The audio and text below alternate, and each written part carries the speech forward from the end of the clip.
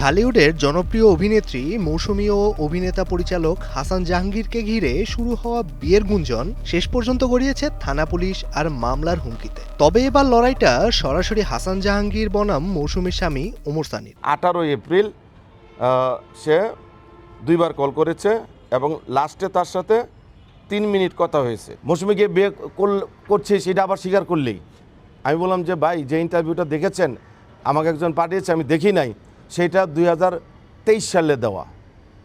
আর আমার শরীরে গায়ে তখন কোট পরা, তা আমি গরমের মধ্যে কোট পরে ইন্টারভিউ দিয়েছি। ব্যাকগ্রাউন্ডটা দেখেন, তখন সে অফ হয়ে গেল, আর কোনো জবাব দিতে পারে নাই।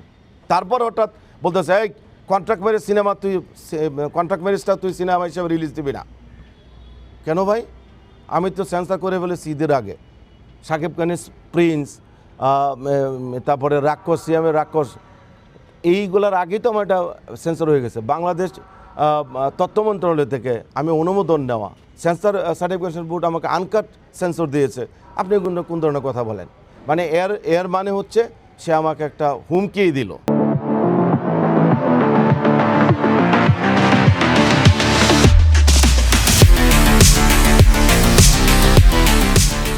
2023 সালে যুক্তরাষ্ট্রে ওয়েব সিরিজ হিসেবে কন্ট্রাক্ট ম্যারেজের শুটিং শুরু হয়েছিল। হাসান জাহাঙ্গীরের পরিচালনা ও প্রযোজনায় এতে অভিনয় করেন মৌসুমী। তবে সিরিজটি এখন পূর্ণদৈর্ঘ্য চলচ্চিত্র হিসেবে আগামী 15ই মে প্রেক্ষাগৃহে মুক্তি পেতে যাচ্ছে। আর এই সিনেমার মুক্তি ঘিরেই শুরু হয়েছে বিতর্ক।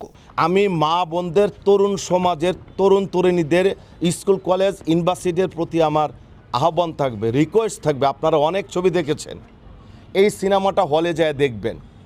সিনেপ্লেক্সও ইনশাল্লাহ রিলিজ হচ্ছে, সিঙ্গেল স্ক্রিনও হচ্ছে। আপনার কাছের প্রেক্ষাগৃহে খুব তাড়াতাড়ি লিস্ট পাবেন।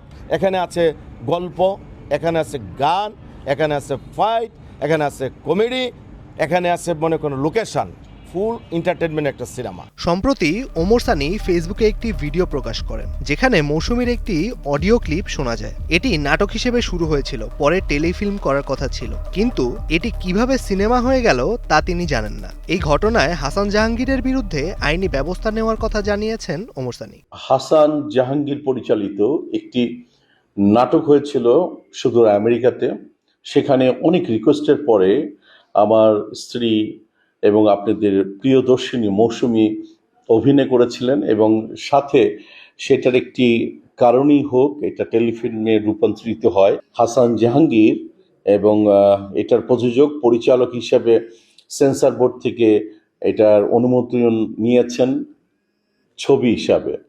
কিভাবে এটা ছবি হয়, আমি যতটুকু এটার প্রতিবাদ করছি, তীব্র প্রতিবাদ করছি এবং এটা বন্ধের আবেদন করছি। এটা কোনো রকমই একটি চলচ্চিত্র হিসাবে রিলিজ হতে পারে না। আমি যেখানে ছবি করি না সেখানে এরকম একটা গল্প দিয়ে আমাকে হুট করে একটা সিনেমার মধ্যে, সিনেমার আদ্যপন্ত কোনো কিছু আমি জানি না, সেখানে কোথায় আমাকে কাটপিসের মতন ব্যবহার করা হচ্ছে, এটাও ঠিক না। কিন্তু এটা আমি আশা করিনি, আসলে এটা হাসান জাহাঙ্গীরের কাছে আশা করিনি, এবং আমাদের সেন্সর বোর্ড কেন এই ধরনের একটা গল্পকে তারা পাশ করে দিল জানি না, আমি খুব কষ্ট পেলাম।